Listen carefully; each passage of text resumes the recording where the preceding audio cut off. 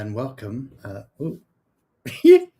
to the Magical Journey podcast. I am your host, Daniel Cohoon, and tonight we are going to have a little bit of a change in our scheduled programming, but that's okay. First of all, let me tell you the thing that I had intended to talk about and really hone in on the most tonight. I'm also discarding for right now because I think it's a little too heavy for a lot of people, and I do not think that we are ready for it. So what we're going to do tonight is I want you to, everybody that's in here right now, I want you to grab your talkative friends, your friends who are definitely going to want to pose questions, and I may even bring some poor brave souls up here if I can figure it out, to an open mic night. But we are going to definitely have open question night. I'm going to start with you can't drive me away. Justin, I appreciate you. We're going to start tonight out with me talking a little bit about some things that I'm working on right now in the way of research that's going to affect the coming shows. I also want to talk to you guys about some of the upcoming guests that I'm having on. So for those of you that don't know how the podcast thing works on YouTube, there's a whole list. If you go under lives, there's a whole list at the very beginning that has upcoming across the bottom right of it. And that will tell you all the shows that are coming up, that are booked, that are scheduled to come up. Okay. So everything right now that I have up, there's, I think, 5 shows the next 5 weeks is up and posted. I posted the last one that I was able to get posted. Took a little bit of research to do to write the description and so forth today, because I'm a little bit behind right now. Just saying. It's going to be the next few weeks is going to be like that, where I'm going to be playing catch up as I can, because I had 2 events recently. Both of them were fun. I enjoyed them, and I do not at all regret going, because it was a first time in a very long time that I've been out. Let's talk about those for a minute before I go any further. So thank you, Ray. I appreciate that. We started out, Sin Schrader Hill and I started out, what night was it? It was a while back now. It was earlier, 2-3 weeks ago. I think we went to the Antoinette Hall in Pulaski, Tennessee, of all places. I until then did not know about Antoinette Hall, and I go to Pulaski occasionally for work. I actually don't go into Pulaski itself for work. I sleep in Pulaski when I go to work in Lawrenceburg. And I have not been downtown before now. You know what? Honestly, Jim, the hall was named after the wife of the man who built it. So let me give you guys a little bit of history here, okay?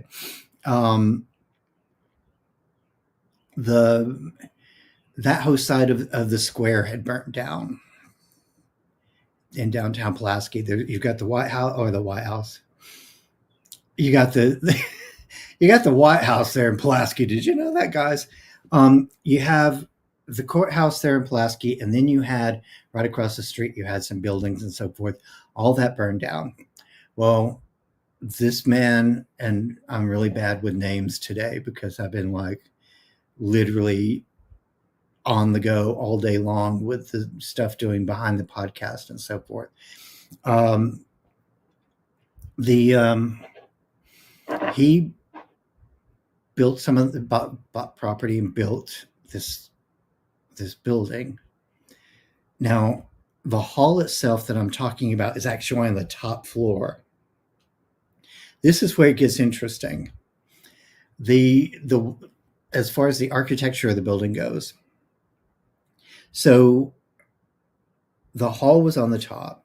It was never a very successful hall, but he built it, and it was very elaborate at the time. It was very beautifully built at the time. The rendering, the drawings that I've seen of it, it was absolutely just amazing, especially when we think of Pulaski and all of the stuff. All the stuff. It's a modern day small town, but it's not. I mean, Pulaski is not something you would think of as being the mecca of culture, but this was a place where they were bringing in acts, music talent, speakers, speaking guests, all that kind of thing. All the things were done here in this hall, and it was named after the wife. My understanding is that the owner of the building, the man who built the hall, my understanding is that she passed at some point, and forgive me again for not remembering the history. It was a long night that night too, because there was a lot. It was a lot to take in. The owner is one of the current, believed to be one of the current people that still linger in the building. That's the belief. That's the lore of the building. So we went there. Senator Hill and I went there, and I went in cold. I did not know the layout of the building. I did not know what exactly the building looked like. All I knew is that we would have steps to climb. That was all the information I really had when I first got there. So we got there, and I did not notice, because I did not go into in the location right to see this. I went through the front, so I didn't actually go from the side to see it. But there was metal stairs going up the side of the building. And had I seen those, I would have been like, I wonder what that is. I would have assumed it was storage space because of where it was at, right? Because it was the top of the building. So the modern day version of this building, the downstairs area, the area where you enter it looks like a theater. I mean, like a movie theater. And at one time it may have been, I don't know. But I do know that it has like the triangle kiosk, like, thing, the marquee that goes over the front of theaters, and it had a ticket booth, kind of, I think, and the front door. And we went in, and as you go in, you enter into a modern day theater, and it's actually still a working theater on that main floor. So I was like, obviously I was very confused, because everything I had read, what little bit I did read, was that we were going into a hall, a music hall, or an opera hall. And I'm like, oh, this don't look like no opera hall. It just looks like a theater. So as time went on, and we were getting kind of introduced to what was going to happen that night and so forth, I discovered that there's actually two things going on there. There's the had the main floor where the modern day entertainment is, and then there is the floor that when the people who currently have it, right, story time with Daniel, exactly. The people that currently have it, when they were looking the building over, they were getting a tour of it and so forth, and it said, they said to the people that were kind of showing them around, says, "What's up there?" And of course, the response was, "I don't know. Let's go see." So they went up there, and boom, there was Antoinette Hall hiding there after all these years. There's a couple of things that go along with the lore of this building.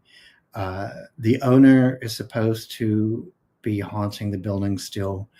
A rather cranky person from all descriptions given of this personality. And then the spirit of a, I believe, 8-year-old girl who was an actress at the hall at one point, who became a victim of a car crash. And there was some activity going on in the basement, and they believed there was a portal there in the basement. So we did. It was a guided investigation. I have to tell you, like, I got a little activity with dowsing rods in the basement, and I got some activity upstairs the second time when Sin Schrader Hill and I went up to the second visit to upstairs, because there was not just the hall there was also some office buildings and so forth, or office spaces that were there at one time. There was a lawyer's office and a dentist office. We went up there, and the dowsing rods were used again, and successfully. But as far as any activity at all, a little twisted. We had very little activity with any of the other stuff, like no REM pod activity or anything like that. It was all dowsing rod. So I don't know how I feel about that. But the other place that we went last week, that was different. Okay, so we went to the Night House last week. The Night House is a place in Hopkinsville, and I really want to tell you guys a little bit about Hopkinsville. Hopkinsville is just weird. It's weird as shit. I'm not even gonna lie. It's an incredibly wonderful little town, but like if you go there and you really look around, you have the Night House. You've got a lot of history there. It's very historical there. It's believed that the underground tunnel, the underground train system for the Underground Railroad, not underground train system. The Underground Railroad went through there during the Civil War. So it's a very historical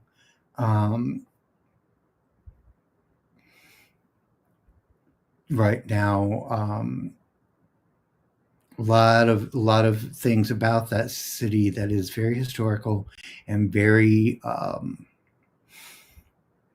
very interesting. But there's also Kentucky itself is just like Tennessee. It's just weird. A lot of weirdness there. So Hopkinsville is this town that a very famous UFO incident happened at the Hopkinsville uh, siege, or the Goblin uh, event that people have heard of, um, because the creatures that took hold of this farmhouse for one night were described as looking like goblins. Uh, that in itself is a story for another day. Honestly, it is. Goblin Con is coming up in October. I'll add a couple of more things to that soon. Sin Schrader Hill will be talking at Goblin Con. I strongly encourage anybody that is interested in knowing about the paranormal, knowing about local events in Kentucky, the Mantell crash, the night siege incident, anything, go to Goblin Con, because it's going to be it's not just going to be about UFOs. There are people there with a lot of other things going on too. So Sin Schrader Hill will be there talking during that event, and they're going to have some other people there too, guest appearances there. So I can't, hold on a second. Let me see what we're talking about here as far as the event itself, because this is really, it sounds like something I'm planning on going. I have two ulterior motives for going though. Um, Hold on a second.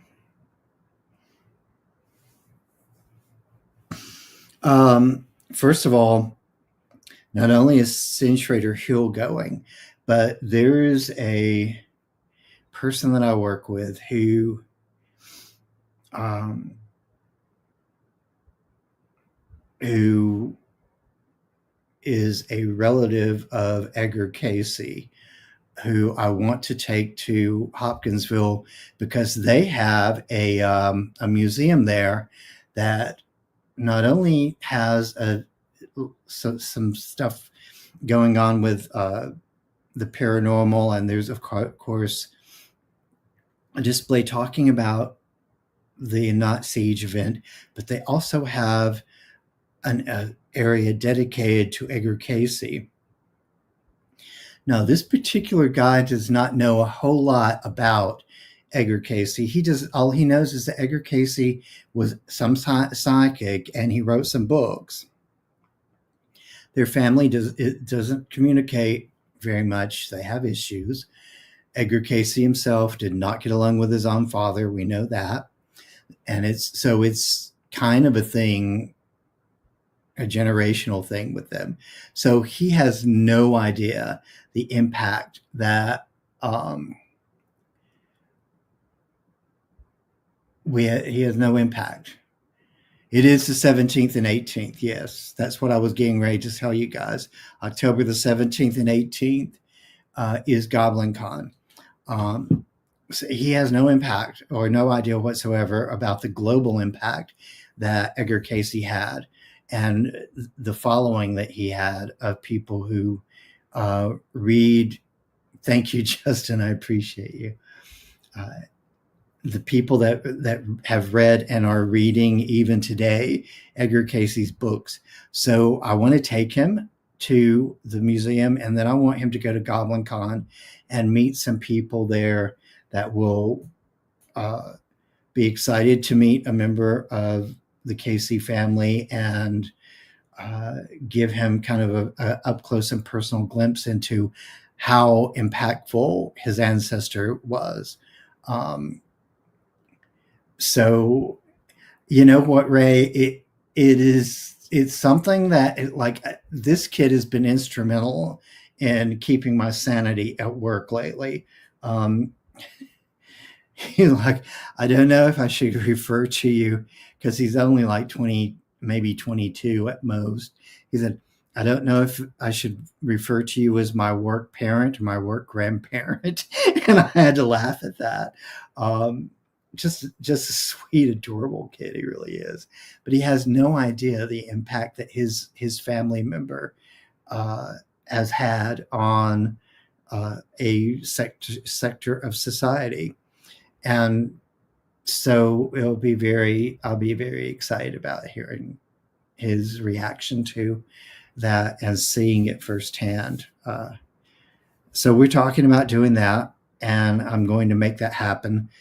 Um, anyway, so back to the Nut House, because this is a big deal.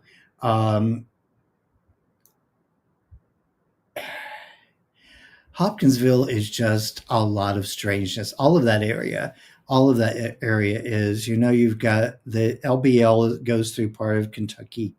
There's just a lot of stuff going on in Kentucky. There's the Dogman stuff going on in Daniel Boone there, but kind of centralized and localized to one area is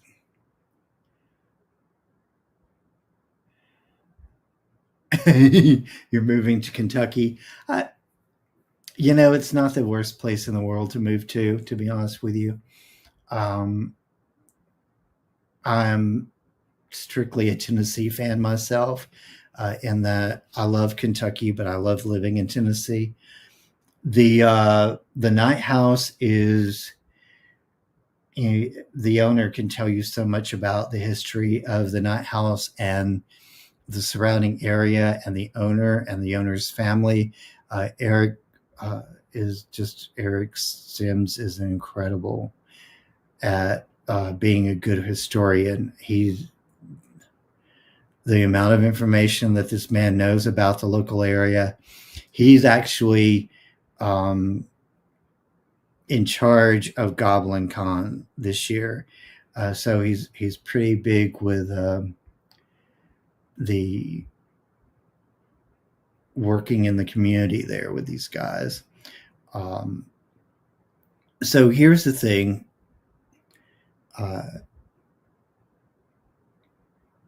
There's some, there's always a dark side to older houses. This house, it was the original part of the house is still standing, but the house was built onto over time. So, hey, Tom, how are you doing? So the original house was built on over time, and it's not set up like a normal house. Like, there's essentially about, I can't. So here's how I can explain it. Okay. Like, instead of having level floors, like each area is like at a different level, but it's sort of the same floor, if that makes sense. So you've got the downstairs, that's the only level floor there is, and the basement. Then you've got another, like some other stuff going on, and it's all like kind of here's a room, and here's a room, here's a room, and there's a room. It's like, it's really, really, like, the only time there's continuation of the rooms again is in the attic. The attic was the one area that I really picked up activity on. Now, the activity in the attic was mostly with the K2 meter. They really liked the K2 meter, and I did get some cat ball activity. I've got those recordings on my phone. I'm going to get around to posting them and using them at some point.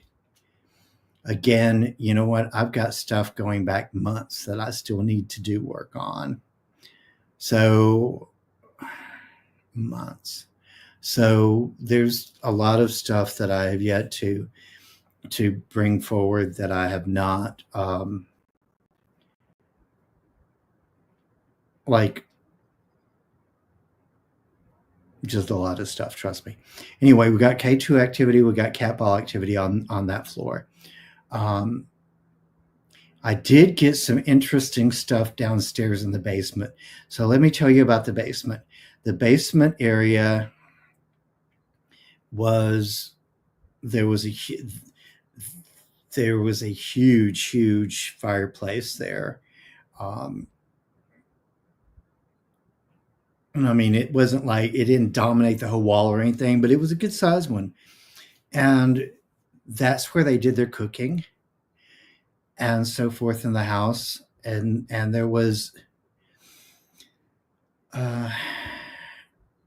there was another area that was actually the coal room at one point that was used during the Civil War for medical purposes.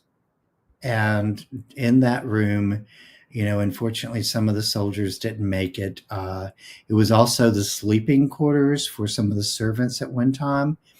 So there were 2 rooms in the basement that was focused on. And also the area that was the cooking area was also a speakeasy at one time. If you know what those are, if you don't, do the research. I feel like some of you guys that like to do research, do the research. If you don't like doing research, do the research anyway on what a speakeasy is. It'll be fun. It'll be fun, they said. Trust me. Just do it. Anyway, I got activity down there. Again, a little bit with, I think I got a little bit with the K2, definitely with the dowsing rods.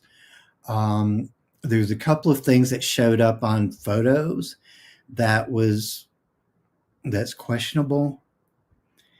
And so I'm not going to call it conclusive evidence, but I will say that it made me raise my eyebrows. So there's that. Now,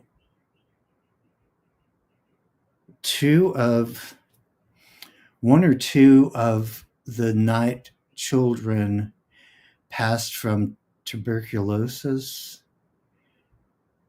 I believe, and all like several of them had wakes in the house. So there's a little bit of, kind of going on there with that, with the history of the house with that. When I went into Sin Schrader Hill led one of the groups that was touring the house. When we were in the basement, she had me pull out the dowsing rods and I asked them some questions. And one of the things that came up was that whoever was manipulating the dowsing rods was standing behind me.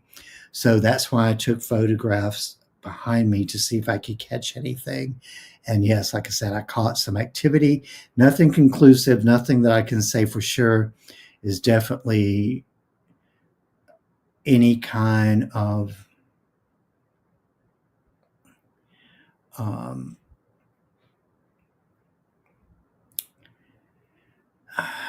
I wouldn't say it was any kind of manifestation of a particular thing. Okay. So it's inconclusive, but it is worth studying and it is worth contemplating what is there and if it is something that can be debunked or not. Okay. So I had Eric look at the photos. He's the one that pointed out one of the things. So, because I didn't even see the one thing that he pointed out, I was looking at something else completely different in the photo, and he was like, "But there's a hard shadow here that should not be here." and where it was at and so forth was very interesting. Now, the one thing I didn't even mention is before they started the tour, before they started anything, they had the lights on throughout the house, and you could walk around and look through the house. There were two things that I found very interesting. First of all, Eric had in the parlor area area, he had a nod to Beetlejuice with the Book of the Recently Deceased sitting on one of the tables, which I thought was incredibly cute and extremely funny. And it was a nice nod to one of my favorite movies of all time. But aside from that, when I went up to the attic, I got to the stairs, and I felt something touch me on my left arm. Oh no, is it coming out again? I'm trying really hard to. So here's the thing. I have been trying for a very long time to try to integrate into normal society, because in where I grew up at, we all spoke in dialect for the most part. Most did. And so in some of my earlier, it was the left arm. Did I say right arm? It was my left arm.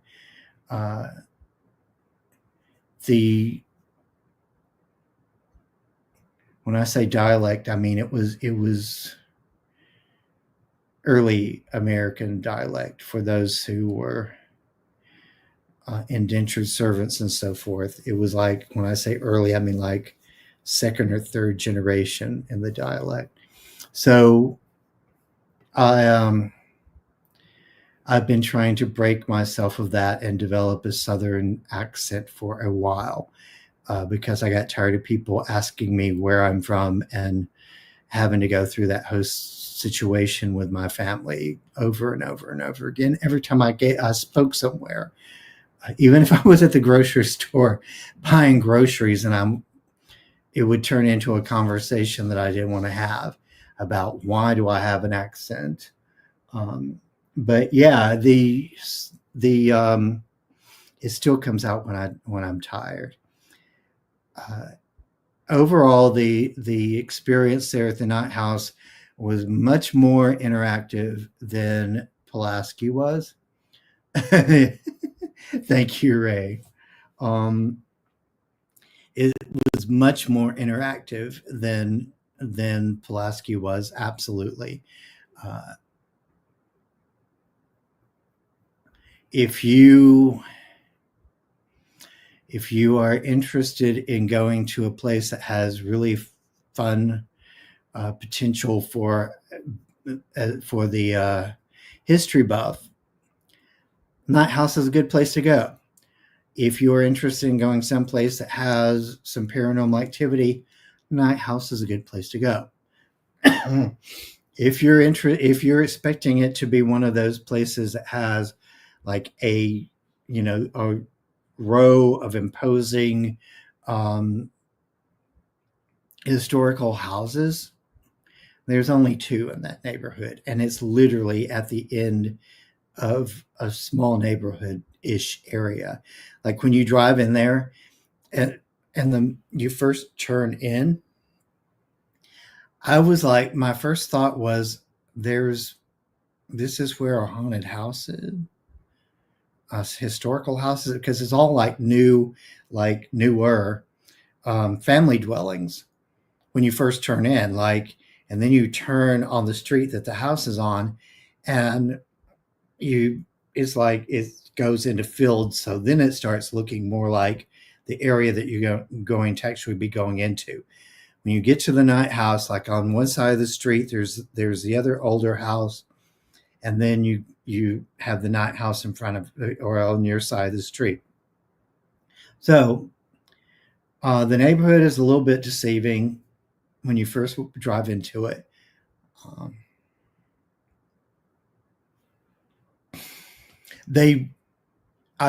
Eric will allow people to rent out the house. You would need to contact him through the website, but I do know that they do allow for people to um, do investigate private investigations there as well. So yeah, definitely check that out, Ray. It's interesting. It's fun. There's plenty of bedroom space, um, and so forth. So I mean, it's set up to be able to do a stay over investigation as well. Um, where was I going next? Because I lost my train of thought because there's so much to talk about the night. Like I could go on for a while about the night house. Um, Eric Freeman Sims, yes, is the owner of the night house. And like I said, he is an encyclopedia of information on the house, the family, what we know of them, because he's done extensive research. And just the area itself. He's very well versed in the history. He doesn't even live there. He lives in Tennessee, over here, not too far from me, really. Um,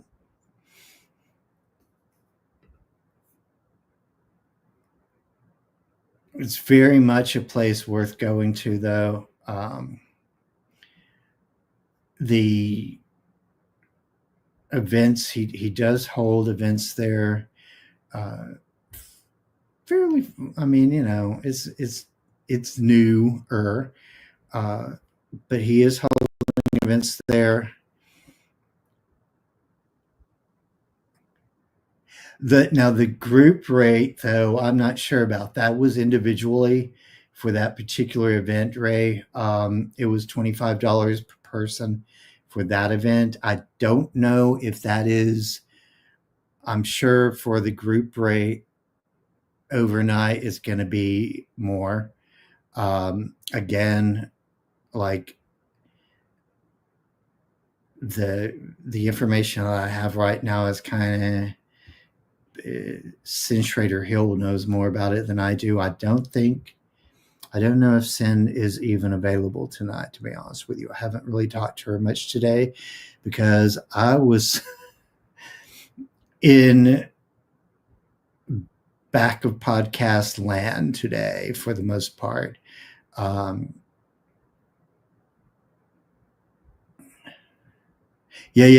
yeah. It it was. I was very surprised because Pulaski was like $47, I think, which was still cheap. Um, I'm trying to think. Actually, you know what? Several. So here, I'm going to talk for a minute about the other events. Yeah, that's what I'm saying. It's like it's. Um, let me put that up there. It's the events that like I'm going to right now is podcast land is a black hole, Fisher. You have no idea how brain melted I really am today. I'm just like, so the events that I'm going to this year so far are very low key cheap. um, jim uh, Jim is going and Paul is going. Fisher of Spam and Paranormal Paul and I are going to um, the Bigfoot Festival in Maryville on the is that Jim? Is that the second or third? It's the second, right? No, it's the third of March. No, May. Um, all three of us are going to be there. Um, Paul is actually doing a booth. It is the third. Okay. Um, Paul is going to be there for that at a booth. Fisher and I are going to be hanging out doing some shameless promoting of our podcast and just checking out the scene.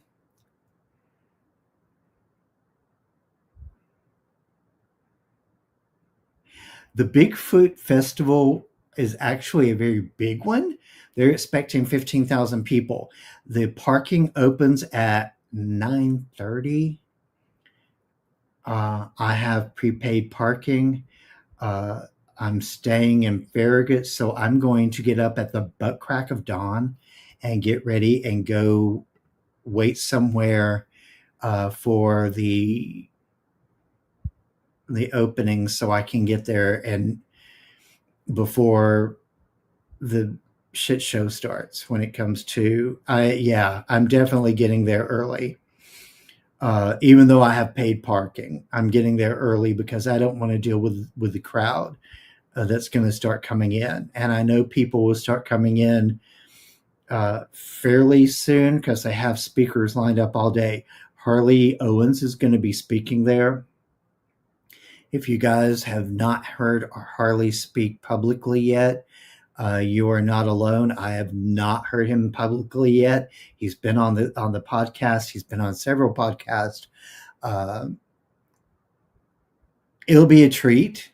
It'll be an experience to see Harley on stage and live because I have not had that experience yet. So, and I'm always excited to be there to celebrate friends doing what they love doing.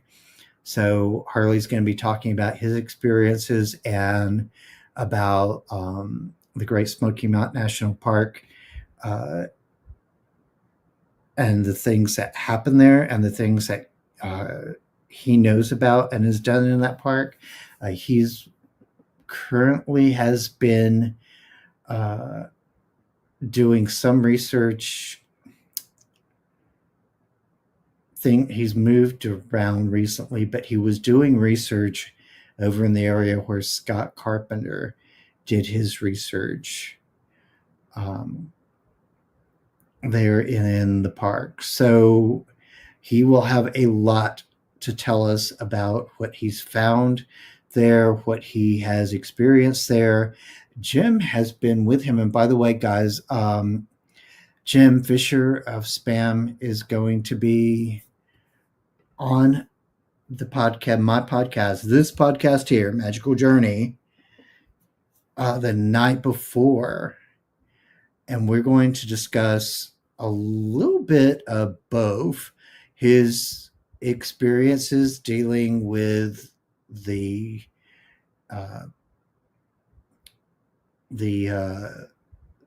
documentary with Greg Ogles, who, by the way, if you missed last week's podcast, Greg was on, so go watch it. It was good. It was fun. It did not last long enough for me because, frankly, I was loving the communication with him. Greg Ogles is a great person. He's so easy to just communicate with and interview. It was very smooth. It was very smooth sailing. Jim works alongside Greg on some of the expeditions that they go on. And he's also done a project with Harley. So you can check out. I have not got to see the stuff yet, Jim. How much of your stuff with Harley have you got on your channel, or do you yet? What's the deal with that? Hopefully he's still in here because I really want to know this. I'm so behind on everything other than what's been going on with my work and with my podcast. I really am doing a crap job of keeping up with everybody else the last few days. Denise, I'm going to tell you, Greg was an amazing guest, very informative. Like that, honestly, I think that's one of my favorite ever podcast at this point, episodes at this point. Of course, Ray you guys did an amazing job uh, with your interview, even though I was fairly new at interviewing at that point and had no clue what I was doing. Again, another one of my favorite episodes. I will be bringing the paranormal. Uh, I'm sorry, I got distracted because I had something on my desk that needed to be readjusted. I will be bringing uh, the Paranormal Rejects back on for another interview when we get an opportunity to do that. Uh, and there's a level of excitement is the word that I want to use here because it is exciting for me when I get to interview people like these guys and like Greg, um, that is kind of it goes beyond the normal interview because uh, they're fun, they're easy to talk to. It's just, I mean, you guys can see an obvious change in my demeanor whenever I'm talking to these folks. I'm sure because it's just a lot easier sometimes than some of the ones that are, you know, more all business kind of. Uh, Not that I don't enjoy those, but it's just, y'all know, it's less tense and intense.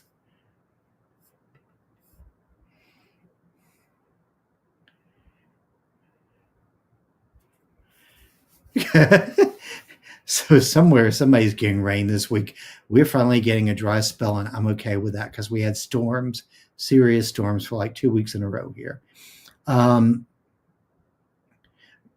y'all are very down to earth, and I really appreciate that. Greg is very down to earth. I mean, he's Alabama, just like you guys, and I don't know what it is about Alabama people, but you guys are so easy to be able to talk to and just have a good time and enjoy a real conversation and still interview well. It's like I've seen some of those where they turn to chaos, but um, both times those interviews went really well with you guys and Greg. Um, Let me talk for a minute though about upcoming episodes because I think you guys need to hear this. Um, if you have not, hold on a second. No, I don't need to know that. Um,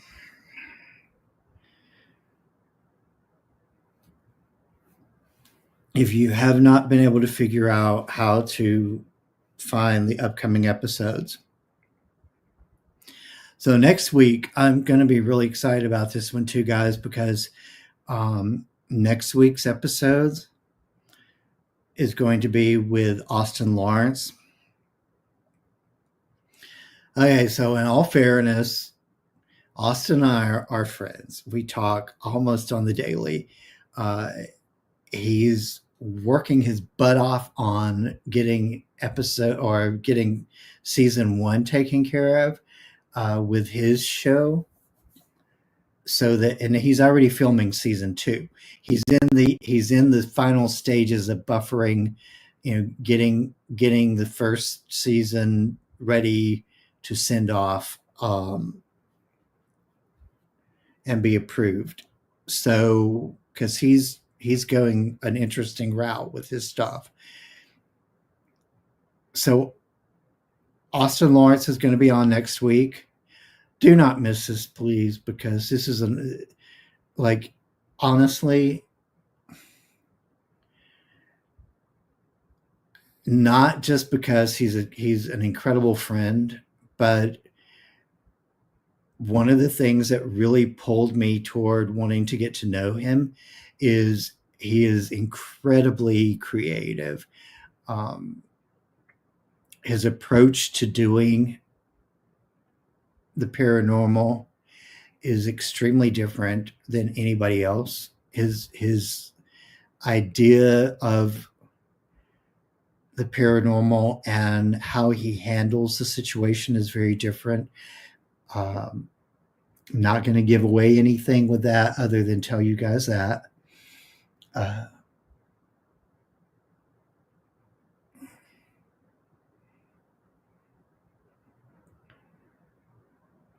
I have no idea. Um, I will tell you that you will definitely be able to um, you will definitely be able to see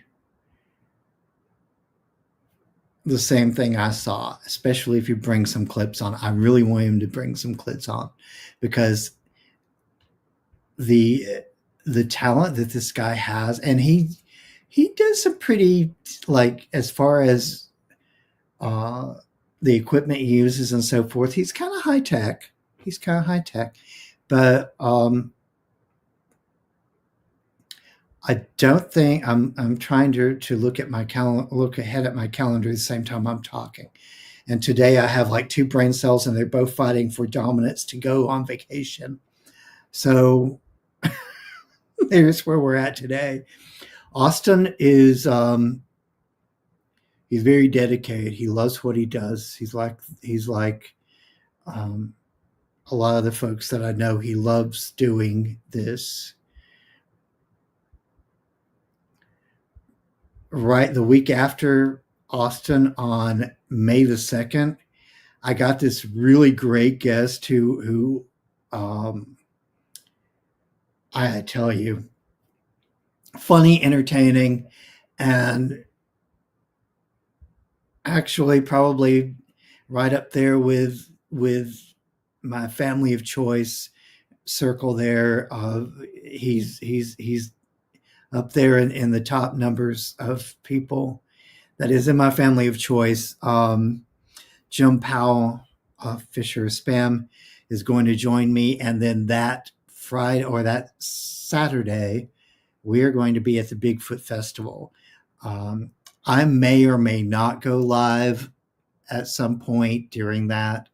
I will definitely have a follow up uh, and a recap of the festival at some point, um, dropped as an extra show. Um,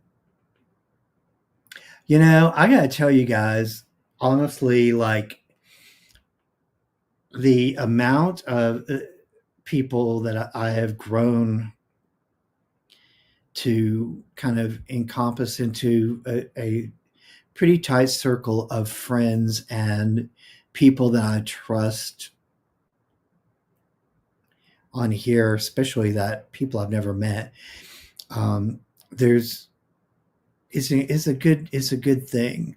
Um, Prosperity, which Ellie is, you're one of those people that is kind of you're part of that group. And it's a small group, very important. Pam, instrumental. Denise, all of my mods, all the mods, just all the mods are part of that group. Ray, you're part of that group of people who are in my circle, my tribe, as I like to call you guys.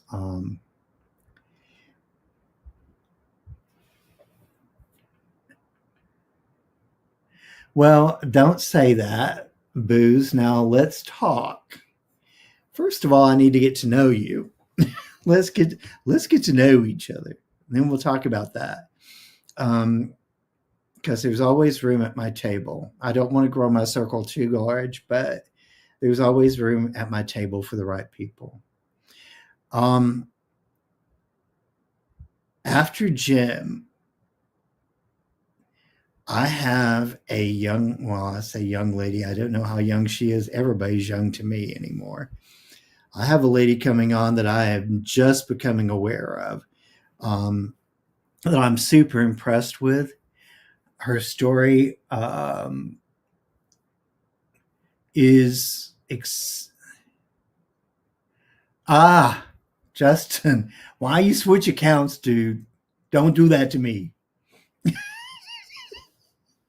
You're making me crazy. That's okay. I love you anyway. Um, this guest that will be on the 9th of May is exceptional, and that is Anna Clay Jones. I am very impressed with her. Her story.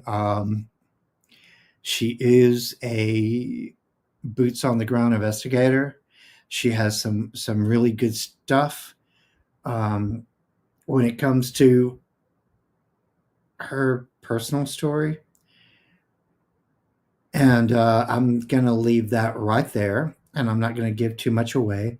But I will say that that interview is definitely going to be a must see interview. If you don't mark May the 9th down, actually just mark all of the Fridays in May down as must sees, because here's the lineup. So, excuse me, I have Jim Powell, Fisher Spam. His story is going to be epic because he's talking about going out boots on the ground with Greg Ogles and Harley Owens. It's going to be epic. I've seen and heard about what they've experienced, and so getting it from Jim's view will be really important. I want you guys to see that. Anna Claywood Jones is absolutely a must see. On May the 16th, I have MK Davis. If you don't know who he is, you've got to see this. You've got to see this. And we're going to approach that interview completely different from what anybody else has done. A lot of people have pulled him on to talk about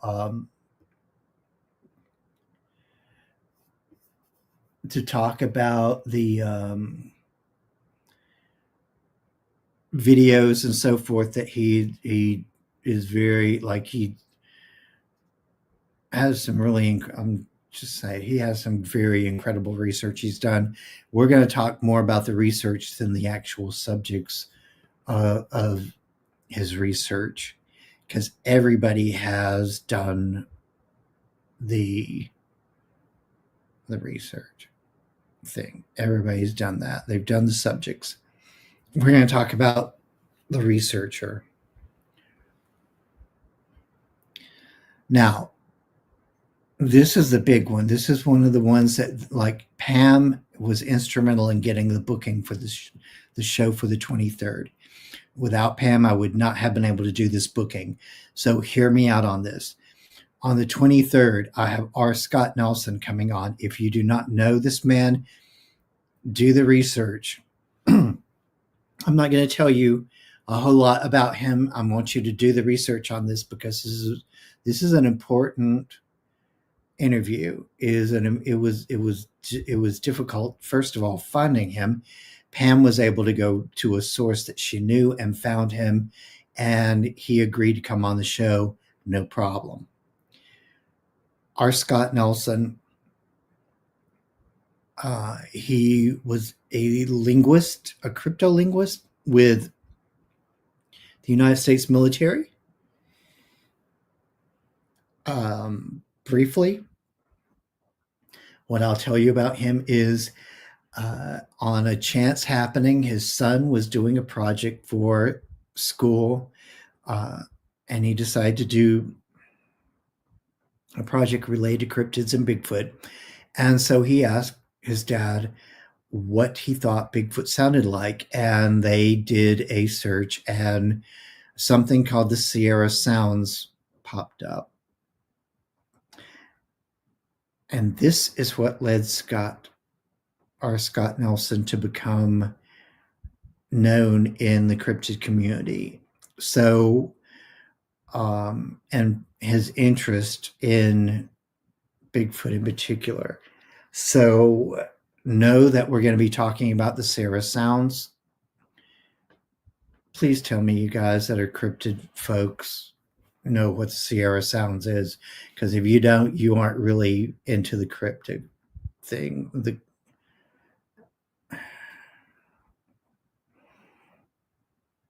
I just really hope you are. I hope y'all know that, because if you don't, like I said, you're not really cryptid fans if you don't know that the context of that.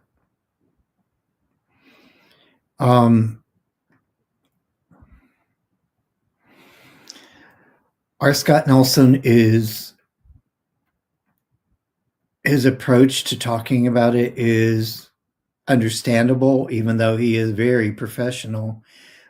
He is very down to earth in his approach to it from everything I've seen, uh, which is one of the reasons why I'm bringing him on too, is because it's not like it's going to be super technical. Um,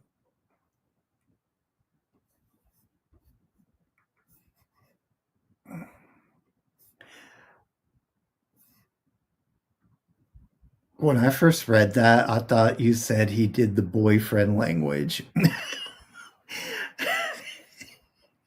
I'm like, what? Anyway, I, I had too many nieces growing up during the whole BF period. Um,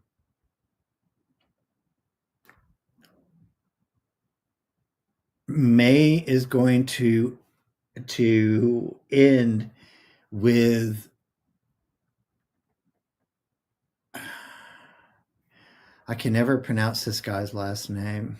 I'm really embarrassed. Pam's going to have to help me with pronunciation on the last name. Um, Bradley Ladle? I don't know. I'm slaughtering the name right now. Um, he's going to be on closing out May. Um, this is somebody who Pam has introduced me to the concept of uh, some of these folks recently. So I'm still doing research on these guys, to be honest with you. But everything I'm finding out right now, uh, I think I think you guys are going to be very interested in this. I'm trying to keep up with chat while I'm focused on this. So, given the fact that today is low intelligence day for me, we're doing good here right now. Uh,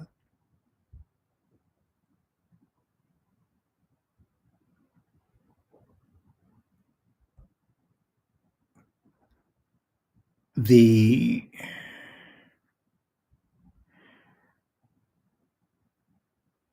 and this is very interesting too, because like I did not plan this. I did not plan this at all. Pam, check out how this is laid out. So Bradley is for the 30th of May. Guess who is on June the 6th, Pam? Caesar Pagan is going to be on June the 6th. And the reason why, so this is kind of like right now, uh, Pam understands this. I understand this. None of you guys are getting this yet. So Bradley and Caesar, my understanding is they are connected. They're friends. Um, I did not plan this. They picked the dates. I just told them the dates that were available, and I gave both of them. Uh, I believe I gave both of them options on dates, because I don't normally just say, unless it's somebody who insists on me picking a date for them. I normally don't just say,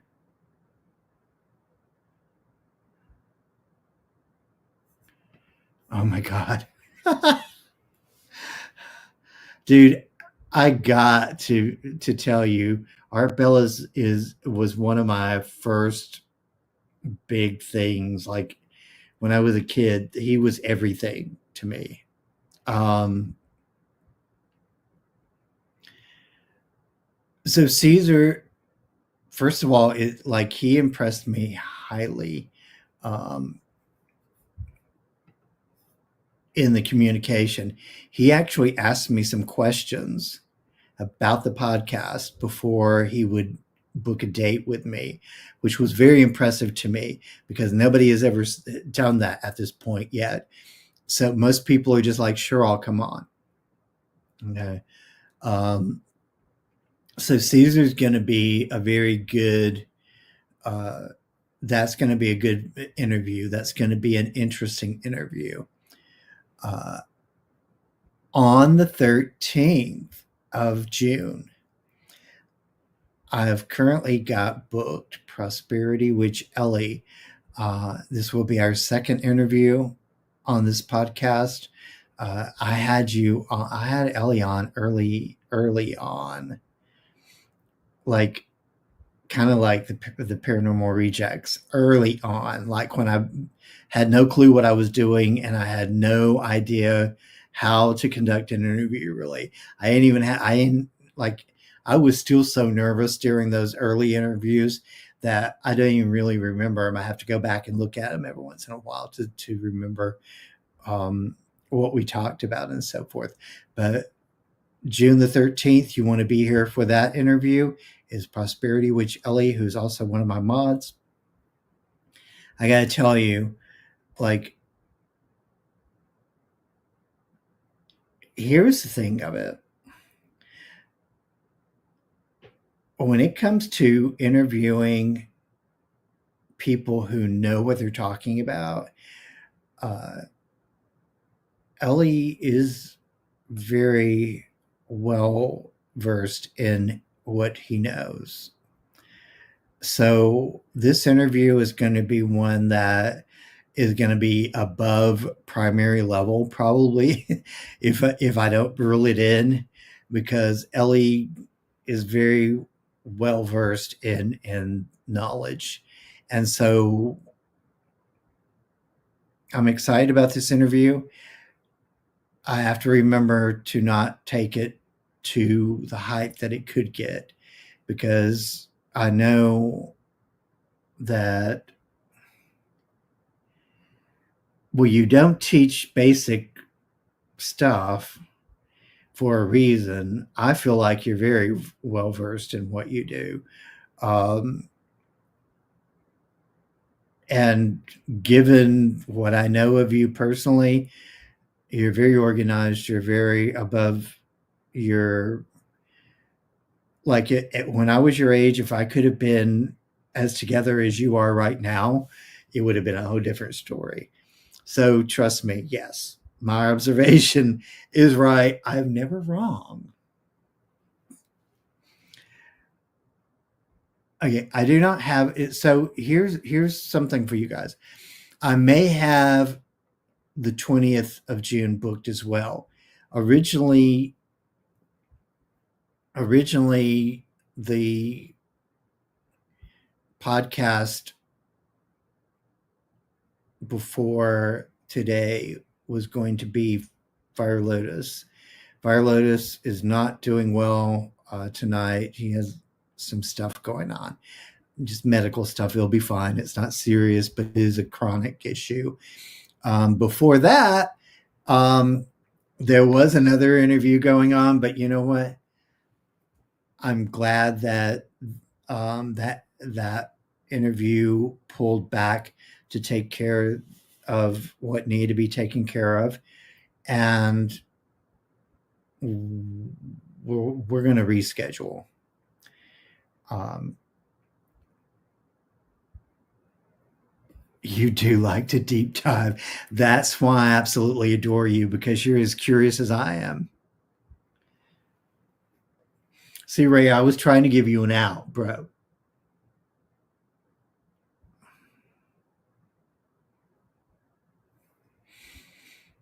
Yes, you do need to text. Lotus, and see how things are going, and just connect for a little bit. They'll appreciate it. Lotus may be scheduling for June the 20th.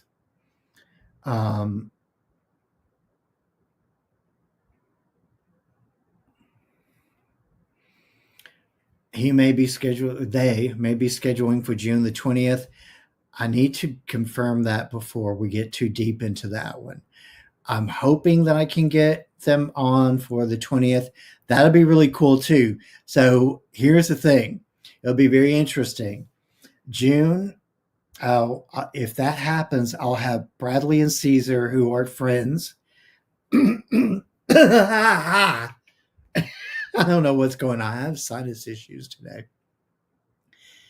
I have Bradley and Caesar, who are friends, booked back to back, followed by Prosperity Witch Ellie and Fire Lotus back to back, who are friends. So it's kind of going to be a friends month. June is going to be Friends Month.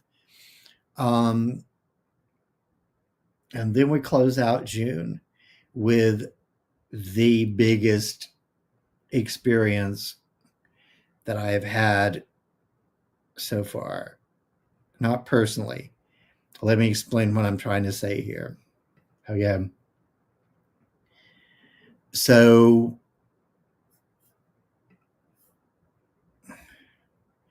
y'all are like the greatest community. You really are. Like, everybody's all lovey and sweet to each other.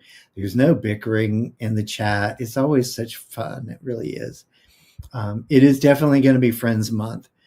The 27th is going to close out June with a blast. Okay. And I'm talking about like what we're going to be doing on June the 27th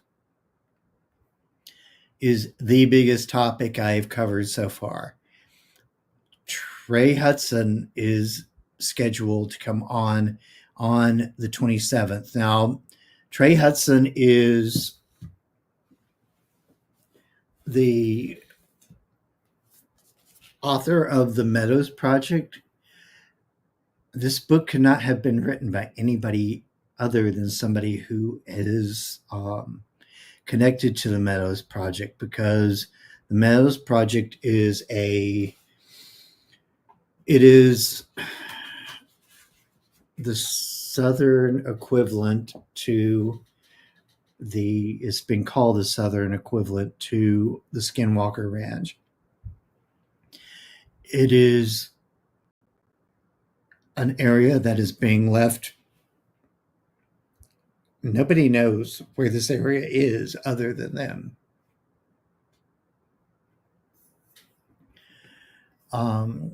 So it is an area that very few people have been to.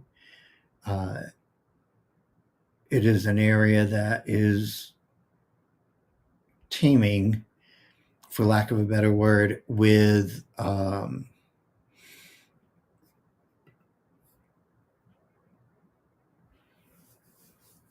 paranormal activity.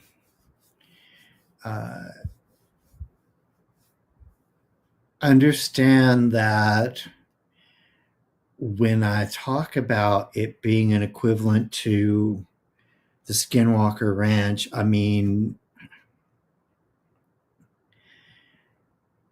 the level of high strangeness there is off the charts. Okay.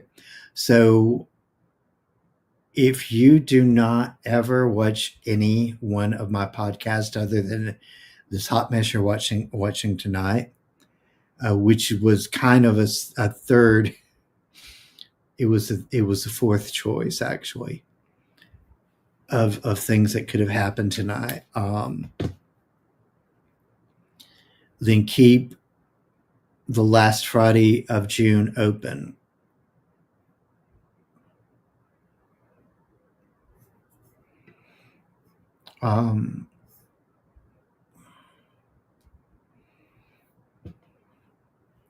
Yeah, that's my understanding too. I just got the book in.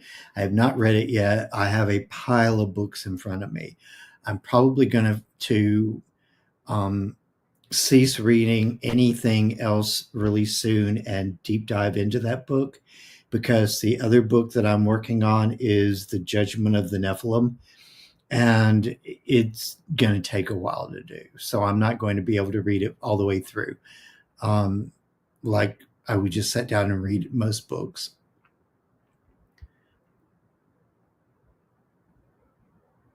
Oh God. You know what? Like honestly, so I'm going to tell you guys what I'm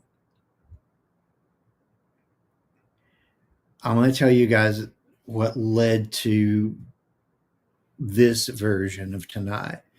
So I wasn't going to just blast Ray for like canceling, because you had a perfectly good reason to cancel. And like I said, I'm glad you did, because it gave you time to um, deal with some stuff that needs to be dealt with, because life stuff happens. Um, the um, that was originally what was going to happen tonight. Was I was going to have the paranormal rejects on. Life stuff got in the way; they weren't able to do it. So I made contact with Fire Lotus, got them scheduled. They just weren't feeling well today, and when you have a chronic illness that's just ongoing and merciless like they do, um, sometimes it happens. Okay, sometimes it happens. So you guys send Fire Lotus some healing prayers, whatever you believe in, that they are able to have a much more restful night than what they than the day they had, because it was not nice. It was not a fun day. Um, so I told them, I said, you know what? If you are not feeling it, please do not try to come on tonight, because I do not want you coming on feeling crappy. Exactly. And you know what?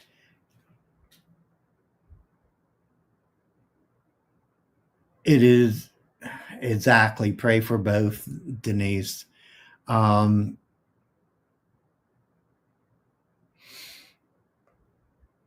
here's the thing of it. If you are me and you are going to commit to doing a live podcast, you have to accept some things. Here's what you have to accept.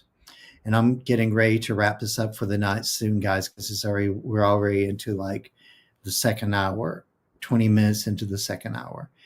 Um, First of all, you have to accept that during your live, things are going to happen that, that was not planned.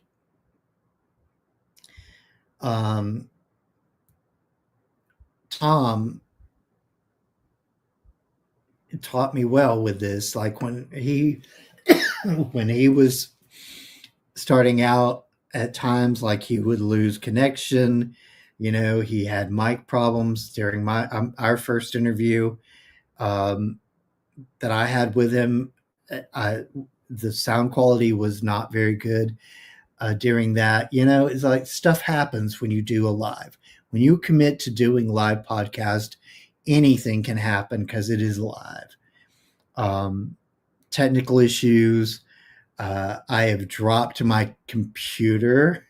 I dropped my laptop during a live. It slid off the table and went boom during a live one time.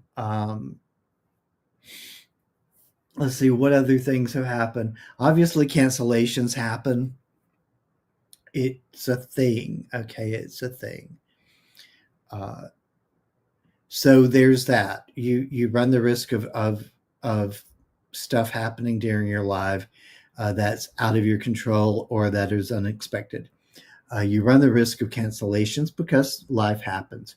Not just because somebody books does not mean that they're going to be able to make it. Um,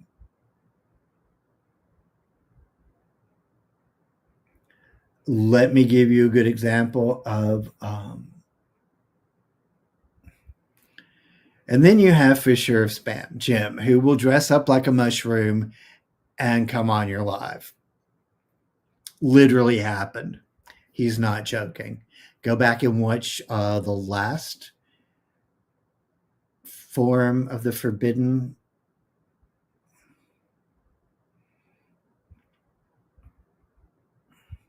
It was Major Ray, and you know what? It's fine. I'm glad you took the time to do what you need to do, because honestly, it would not have benefited either one of us for you to come on and try to make it good when it wasn't a good situation. So it's good. Um, yeah, Fisher of Spam coming on as a mushroom is probably something to plan for if you ever invite him on your show. Just saying. Or other costumes. You never know. I'm just saying. So there's another thing you have to understand whenever you commit to doing a live podcast is you don't know what your guests are going to do at times. You may have a cancellation. You may have them come on dressed in a strange costume. Um, or you may have one wig out and go batshit crazy on you, which has happened with friends of mine on their podcast in the past. So there's just stuff that happens. Okay. Um, when you take on a podcast, when you commit to a live podcast, there's a certain vulnerability that you need to have. Okay.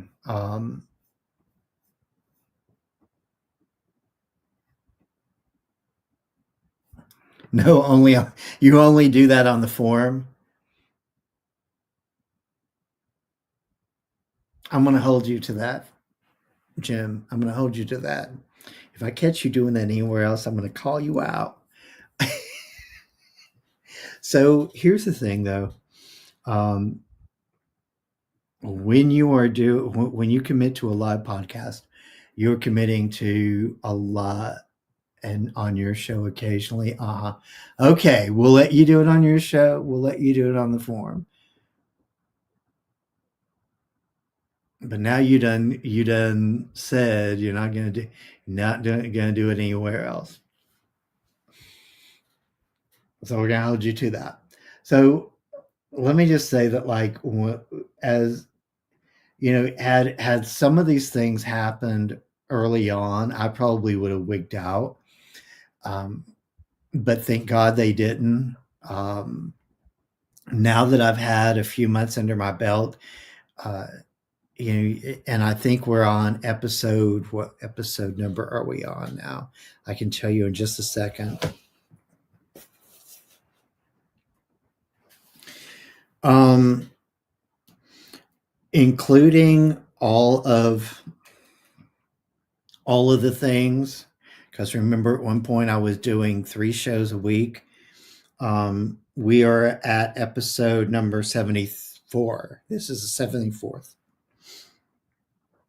That includes the form of the forbiddens that have been done on my channel, on the on my podcast, the paranormal files that I was doing at one point, and also the recorded interviews that I was doing at one point on Tuesday, the Tuesday show.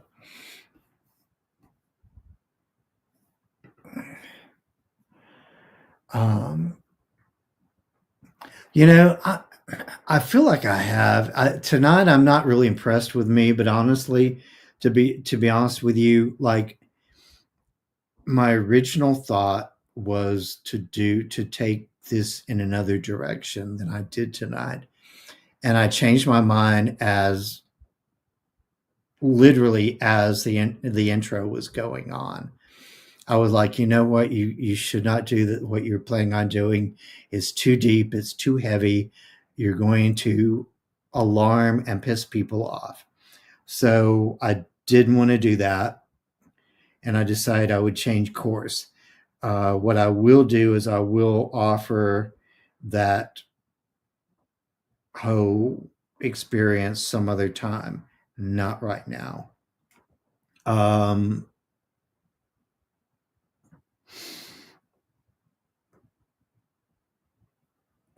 so, oh. I just saw Laura Risti on the list. I want to tell you guys um, that reminded me. I am in contact with somebody that I'm going to be. Um, we did try to do an interview once before, a recorded interview. The sound quality was horrible. He has since gone back to um, the Great Smoky Mountain National Park to do another video.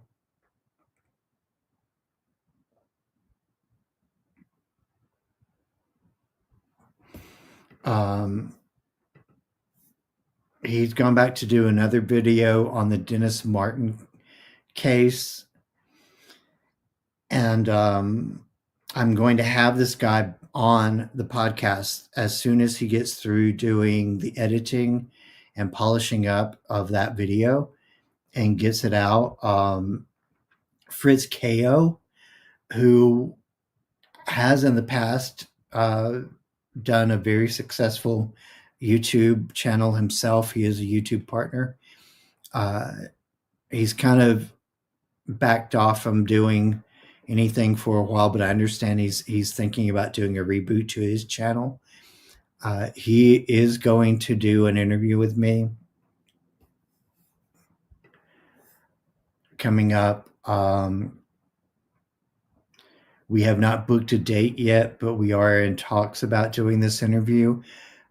He has some very good information on the Dennis Martin case and may have information that could lead to a conclusion, possibly.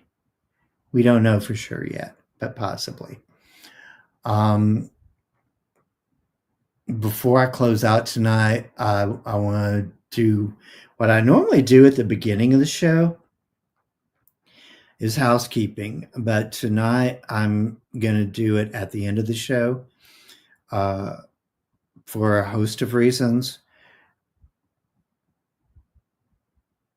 So let me give you guys a couple of things right quick. First of all, thank you, Pam, for putting those up.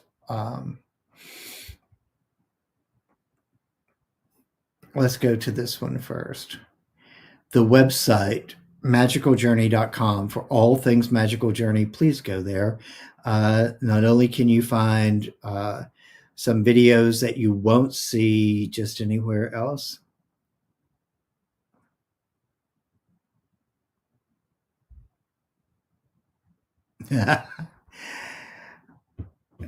Justin, I absolutely love you. You are dedicated. The website has some video, some interviews that I've done in the past that you will only see on their podcast. I have linked to those on my website. Go and support those folks. I think Tom is one of them that I've got an early interview linked on there. I don't have all the interviews that I've done with other people. But I have done several interviews. I'm going to do several more coming up soon. I'm going to be doing some work with Austin Lawrence on his stuff. He's going to feature me and some other people, including Mark Elliott Foltz, on his show. Um, there's a lot of stuff. You can reach me through email there. Of course, if you go to the link on there for my Facebook, you can reach me through the Facebook DMs as well. But the link for my email is there if you would like to be a part of the show, if you would like to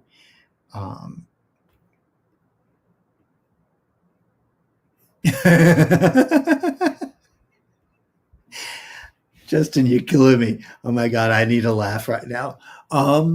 So just go to the magicaljourney.com. It's fabulous. I need to update it, but it's fabulous. I'm getting to the point where I'm getting better at doing this. I used to hate to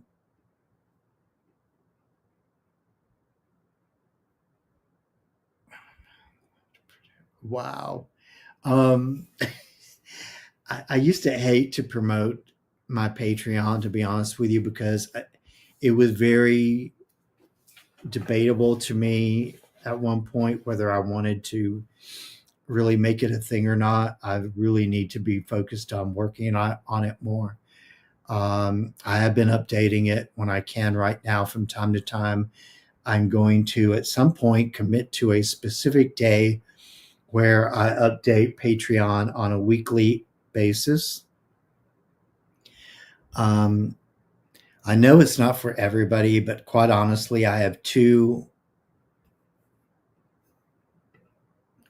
I have two I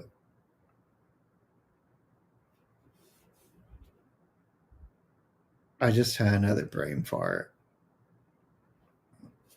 Oh, I have two levels on my Patreon. Okay. I have a non-paid level, a free level that does have some information.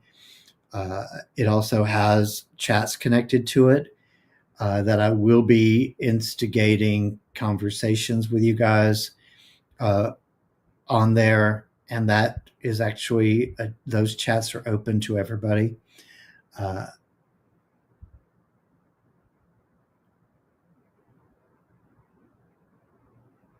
and post on it more. Yeah, I'm definitely going to do that. Um, Ellie, like I said, it's right now it's still very much a thing in the works. Um, Trying to navigate that and get everything situated. Here's the deal. Once I get that last date sealed, signed, and delivered um, for June, I will be booked through the end of June. And then I can focus on getting a schedule made out for myself on working with Patreon and get a better idea of what I'm doing on there, because I do want to do some video for that. Um,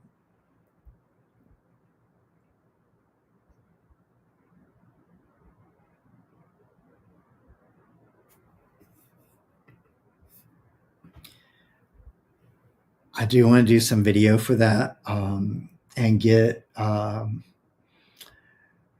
some get the quality of content that's worth paying for. Okay, because here's the thing, I'm also going to be doing like some of the stuff that's on there now um, on the paid side, and the paid side is literally less than a visit to Dutch Brothers. Trust me, I went to Dutch Brothers not too long ago, and I paid more for a cup of Dutch Brothers than what my Patreon paid tier is currently. Um, Once I grow up and I'm a big boy, I may do a third tier that may be a little more spendy, but not much. Um, the idea with the Patreon is that I want to do supplemental material that you're not going to see anywhere else. And I may even eventually lead into doing content exclusively for Patreon that you will not see anywhere else. So that means interviews, um, research that is exclusive to Patreon, and so forth and so on. So it may be one of those situations where if you at some point, if you are not a member of my Patreon, you're going to be missing out on some things. Currently, that is true to a point, but only in that I'm offering supplemental material that you will not find anywhere else right now on there. So photo evidence, information to back up things. I'm going to be putting some stuff on there coming up that will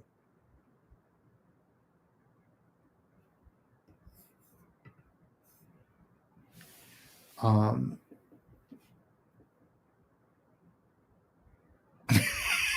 oh my God. Um, the I'm going to be putting some stuff on there coming up related to some of the stories I've covered recently, like the time slip story with Maria. I am going to have Maria back on for a follow-up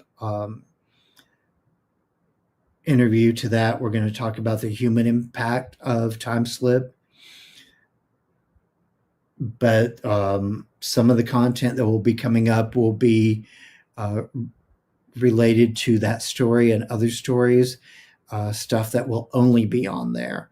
So photos, discussions on why things are significant.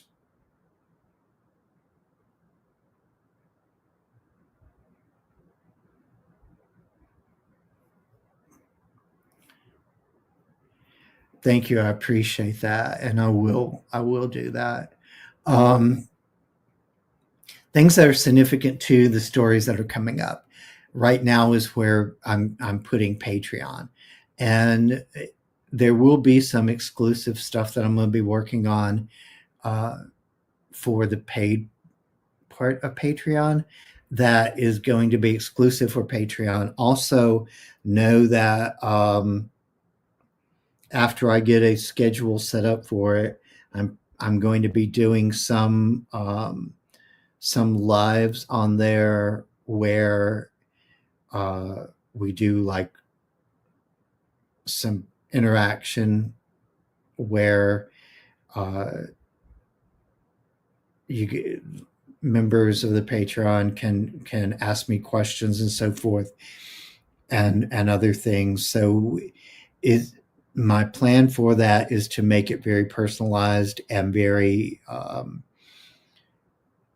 very much devoted to the members of the Patreon community. So understand that that's going to be a separate project, but yet connected to. And part of the reason for that is because, quite frankly, I feel like in order for me to continue doing what I want to do in the caliber that I want to do it in, at some point I need to become full time with this. And I think Patreon is one of the ways that I can catapult into that. But first, I need to make it worth the while. And I'm still working on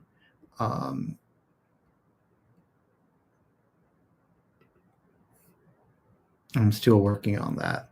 Yeah, actually, the Dennis Martin and some other stuff is I will be doing some missing 411 stuff, most likely on Patreon, especially if the Fritz KO stuff, if it is what I think it's going to be, that may wind up on Patreon actually as an exclusive because it's if he has found what I think he's found, which is possibly a conclusion, not confirmed, but possibly a conclusion to the story of the Dennis Martin case, then yeah, I'll put it on Patreon, and I'm going to add it to the paid membership, along with some other things that I'm going to start adding to Patreon exclusively. But anyway, I'm going to not talk anymore about that right now, because first of all, I need to get my crap together. I'm making it a priority, and I have not made it a priority at this point, because I've been making the podcast 100% priority, and I need to be able to balance the two. So it's a lot of work. It is a lot of work.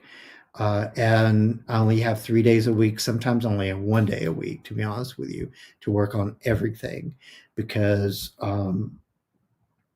like this weekend, Sunday, I'm going to East Tennessee for work.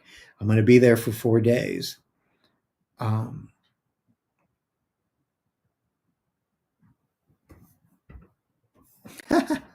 going to be there for 4 days. In that 4 days, I may or may not get out early enough to get home at a decent hour to have Thursday as free time. So Thursday may be catching up on sleep day. I don't know. I never know until it happens. And then Friday is usually the day that I get things done at some point during the day with the podcast, but I also have to do real people stuff like housework occasionally and stuff. So there's that. So Saturday usually winds up being either the day that I work on the podcast, or I'm going to an event. So right now, that's kind of why I don't always get to do stuff with the Patreon, is because I literally have to pour what free time I have into the podcast. But it will happen, because I'm going to make it happen. But anyway, with that said, I'm going to let you guys go, because I've been ranting now for 1 hour and 44 minutes. And ain't nobody wanting to see all this that long today, because it's a mess. But anyway, I love you guys. Remember to like, share, comment on this video and all my videos. And may your journey always be magical.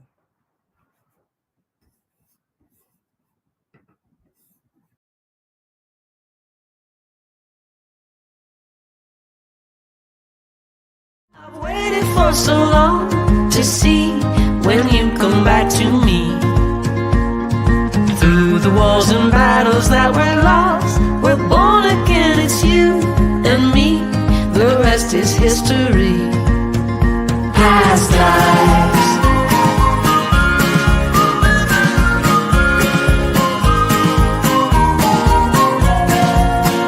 Past lives.